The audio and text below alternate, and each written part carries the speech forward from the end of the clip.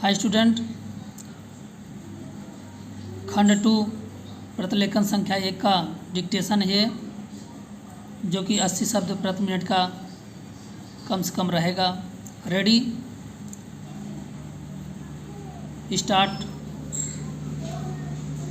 महोदय, पर्यावरण से तात्पर्य किसी एक व्यक्ति के परिवेश से नहीं वरन व्यक्ति के, समाज के, राष्ट्र के और इस सारी पृथ्वी के ही परिवेश से है, जिसका प्रभाव व्यक्ति, समाज, राष्ट्र और सारे विश्व पर पड़ता है।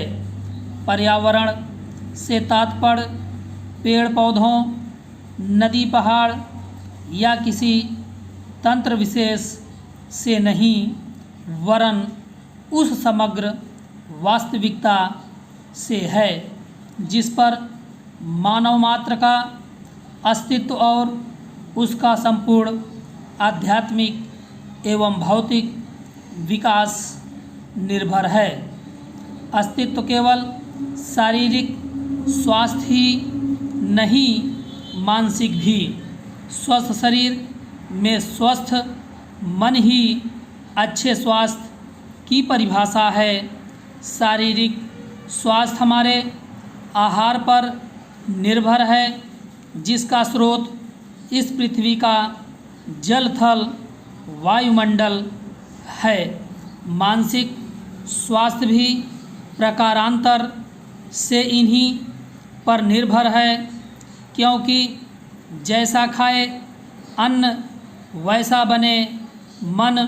स्वस्थ जीवन पर सबसे अधिक प्रभाव हमारे चिंतन का, हमारी परंपराओं का और उन सब परिस्थितियों का पड़ता है जो हमारे ऊपर आरोपित हैं या की गई हैं या की जा रही हैं।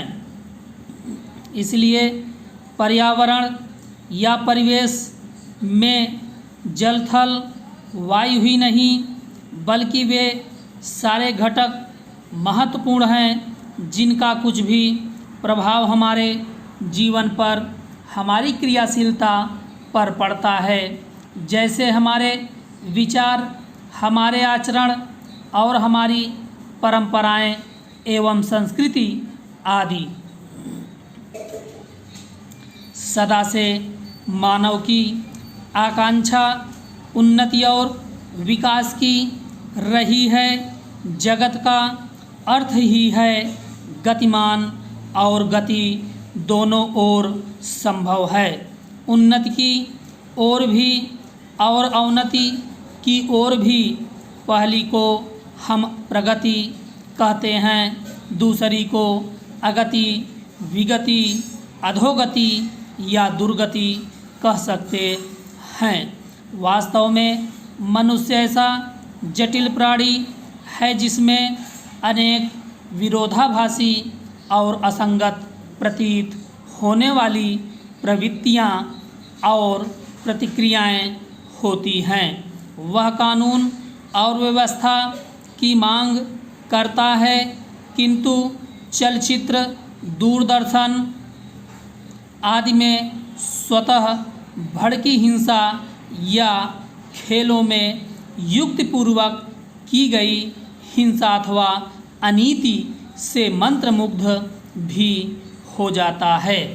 मनुष्य अपनी ही जाति या वर्ग के व्यक्तियों के प्रति प्रायः बहुत अधिक प्रतिद्वंद्वी होता है, किंतु कोई बाहरी खतरा उपस्थित होने पर उनके प्रति हद से ज़्यादा सहयोगी बन जाता है।